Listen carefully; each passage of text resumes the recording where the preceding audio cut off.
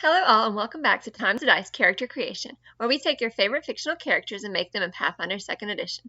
Today we are bowing to the whims of the people and making the poll winner, Edward Elric. If you want to say on what characters we build, be sure to subscribe to be notified when we post a poll, or just leave a comment to tell us who to put in the poll. Anyways, Edward is an alchemist, meaning he can reconstitute matter around him to create anything he can think of.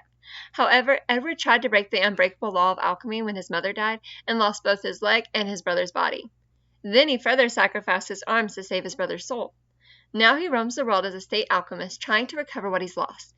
Beware of spoilers, and without further ado, let's get started. Edward's ancestry is pretty obvious, so I don't think I have to give any justification for why we picked it. Halflings get 6 bonus hit points and are small. For our ability boost, we are actually going to take the alternate ability boost to get a boost to Constitution and Intelligence. We also get the Keen Eyes feature, giving us a +2 bonus whenever we take the Seek action to find hidden creatures within 30 feet, and reducing the flat check we need to hit a concealed or hidden creature by 2. For our heritage, we are going to pick Gutsy Halfling, meaning when we roll a success on a saving throw against an effect with the emotion trait, we get a critical success instead. Edward has thrown a series of emotional gut punches, but he always manages to push through the pain and do what needs to be done. Edward's dedication to getting his brother's body back led him to become a state alchemist despite his young age, making the relentless dedication background a great fit, with some minor tweaking to the lore to change the Shining Crusade to a state alchemist. This background gives us a boost to Constitution and Intelligence. We only get training in one skill, that being Warfare Lore, but in return, rather than our usual skill feat, we get the general feat Canny Acumen, boosting our will saves to Expert and then to Master at level 17. So to perfectly encapsulate Edward Elric, we need to make sure that we pick up 3 things. First, we need to make sure we are well armed with an auto-melt arm, guaranteeing that we are always prepared to throw a punch, if need be. Second, Edward is a master in alchemy, though he mostly focuses on molding earth and metal to his whims. Finally, we need to be able to pull a weapon from the ground or our arm at a moment's notice, allowing us to always have the right tool for the job. I don't know about you, but when I hear mastery of the elements, my mind immediately goes to Kineticist. As a Kineticist, we become expert in fortitude and reflex saves. This combined with the Canny Acumen feat from our background means we are expert in every saving throw, an accomplishment usually only achieved by the monk class. We also get to pick up training in nature along with 3+ our intelligence score of our choice. Finally, we pick up training in simple weapons and up to light armor. Only getting training in up to simple weapons is a problem that we will need to work around, but we probably don't need any more than light armor. For our ability scores, we are going to invest most prominently on Constitution. Edward gets beat down a lot throughout the series, mostly emotional, but a good deal physically as well.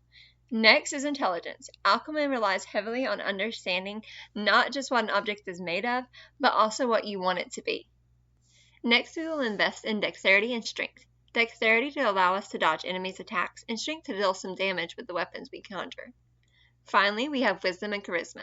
We will invest a little in these stats, but they are not something Edward exactly specializes in.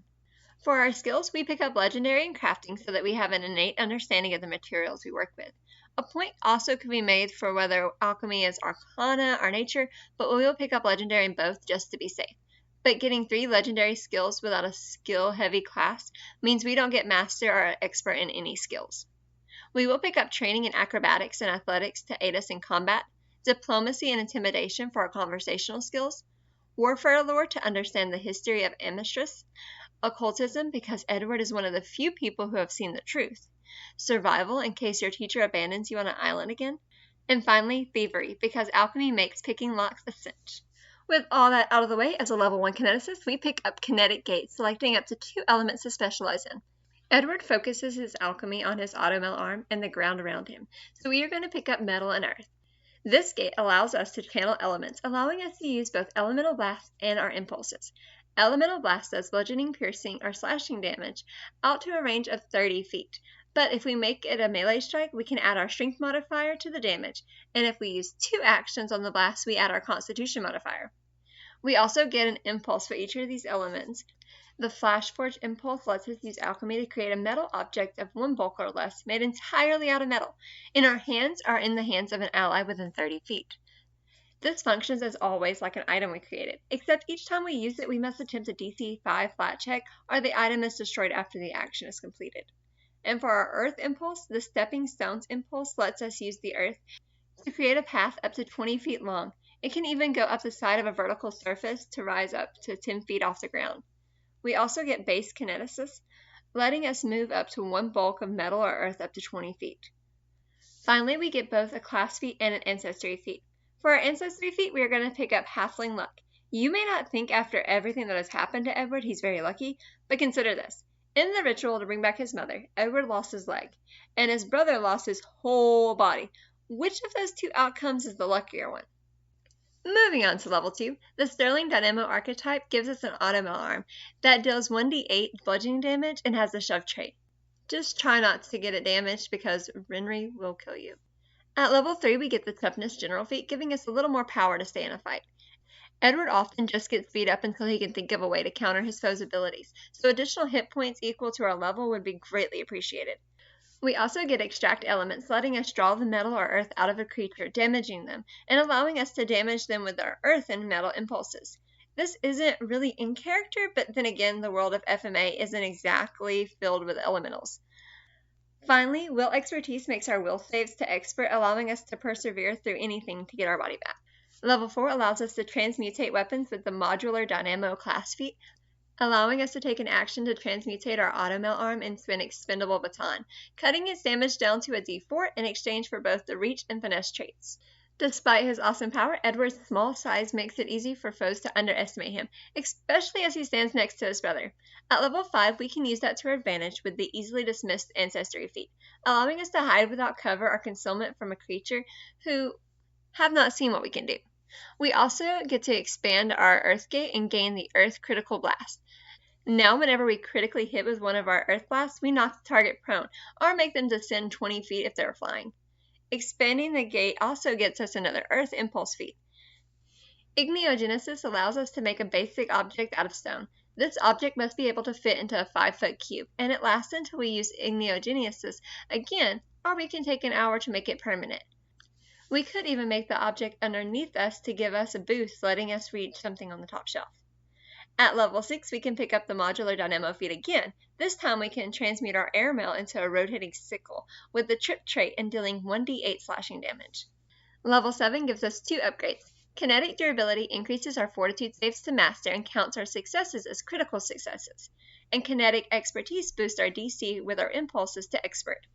Level 8 marks our final time to take Modular Dynamo feat, allowing us to transmute our automail into Entangling Barbs, dealing 1d8 piercing damage and gaining the Grapple trait. Finishing off the array of attacks that we can make with our automail arm, Winry would be proud. Actually, no, she would probably chew you out for needing so many weapons, you murder hobo. Along with boosting our perception to Expert at level 9, we can also pick up the Ancestry feat Guiding Luck, letting us use the Halfling Luck feature 1 extra time per day and allowing us to use it on a failed perception check or an attack roll instead. We also expand our gate again, this time gaining the Earth Impulse Junction. Now whenever we use 2 or more action Earth Impulse, our AC is raised by 1 for a round.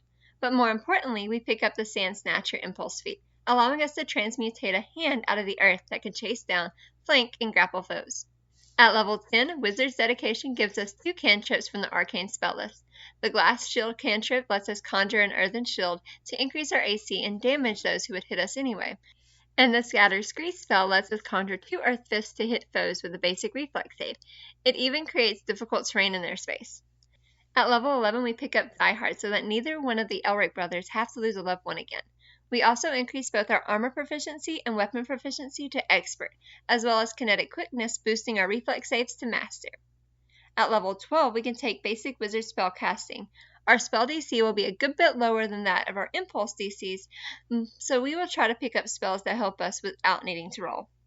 At this point, we have a rank 1 through 3 spell, letting us procure a stone protection that gives us cover whenever we would take a strike or make a reflex throw. If you take damage anyway, the stone lowers the damage by 2 or 8 at 4th rank. At rank 2, the Paved Ground spell lets us destroy a 60-foot line of difficult terrain. This may not be good in all battle scenarios, but it really helps with after-battle cleanup. The Elric brothers tend to leave a mess behind. And at rank 3, the Dividing Trench spell lets us dig a 5-foot deep and 5-foot wide trench in the ground with a length of 15 feet, providing cover to all those within it. At level 13, we can pick up the Cobbler Dance Ancestry feat, letting us take advantage of the difficult terrain we create by making all foes within difficult terrain, like from our Scatter Screech spell, off guard to our attacks. We also gain expert proficiency in armor with light armor expertise and increased damage with weapon specialization. And we can expand the portal once again to pick up the metal critical blast, meaning when we critically hit it with metal elemental blast, the foe takes 1d6 persistent bleed damage. Finally, the Rattle the Earth impulse feat lets us effect a 60-foot cone with the Earthquake spell, making the ground difficult terrain, opening up 10-foot deep fissures and possibly collapsing buildings. At level 14, we pick up 3 more ranks of spells. If the build hasn't had enough room for creative applications for you, the Creation spell at rank 4 lets us create any non-magical object we want as long as it doesn't have a complex moving part element, and is smaller than 5 cubic feet. This works like Igniogenesis, except the item we make doesn't have to be made out of stone. At rank 5, the Wall of Stone can be used to either protect yourself or even trap your enemies. And if a stone wall isn't enough for you, well, we have you covered, because at rank 6, Wall of Metal does the same thing, but is much harder. Well, technically Wall of Stone is more versatile, allowing you to bend the wall to your whims, whereas the Wall of Metal must be a solid, unbroken line.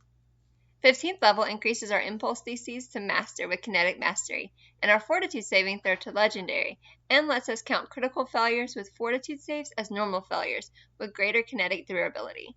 Not a very interesting level, but hey, we have to get those proficiency bonuses somewhere, right? At level 16, we can copy Greed's super armor with Alloy Flesh and Steel, granting us resistance 15 to physical damage, increasing our fist attack to a D10, and our Metal Kinetic Blast still an additional die damage. At level 17, our plot armor kicks into high gear with incredible luck, letting us use our halfling luck once per hour rather than once per day. And we can expand the portal one final time to pick up the Earth Aura Junction, meaning whenever we channel elements, every square within a 10-foot emanation is difficult terrain to enemies, but only if they are trying to move away from us. For our impulse feat, Weight of Stone helps us in those times where you really want to throw a rock at something, forcing all foes in a 20-foot diameter within 120 feet of you to make a reflex save or take 9d8 bludgeoning damage and be unable to leave the ground for 1 round. 18th level caps off our spellcasting with Master Wizard Spellcasting. At rank 7, we get the Pass Wall spell, letting us transmute a door into any wall we see, and Earthquake lets us extend the effect of Rattle the Earth to a 60-foot burst. At 19th level, we get our final upgrade. Kinetic Legend lets us use Scar's Alchemist Circle to gain Legendary and Impulse DCs. Light Armor Mastery boosts our armor to Master, and Final Gate lets us gather elements at the beginning of every round, provided we haven't already gathered elements, meaning we can use overflow actions every round. Finally, at level 20, Kinetic Pinnacle lets us become permanently quickened, and we can use the extra action to either channel elements or use one action Elemental Blast. You know what time it is, pros and cons. This build's biggest pro is that it's never unprepared. Whether you are asleep or have all your gear taken in a prison arc, you always have a weapon ready against your opponents, and that weapon has no want for choices either.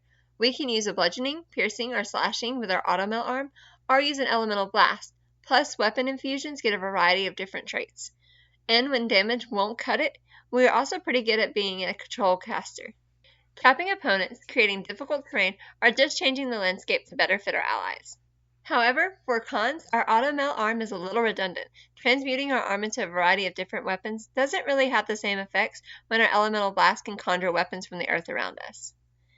And to make it worse, our proficiency with weapons doesn't really cut it, capping out at expert, whereas our weapon infusions get all the way up to legendary.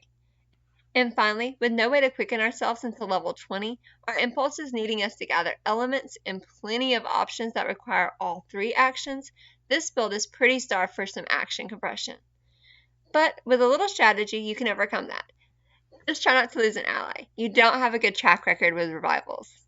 Thank you all for watching our videos, and make sure you like and subscribe if you want to see more of our content, and comment below any characters you'd like to see us create. We are having so much fun with your suggestions.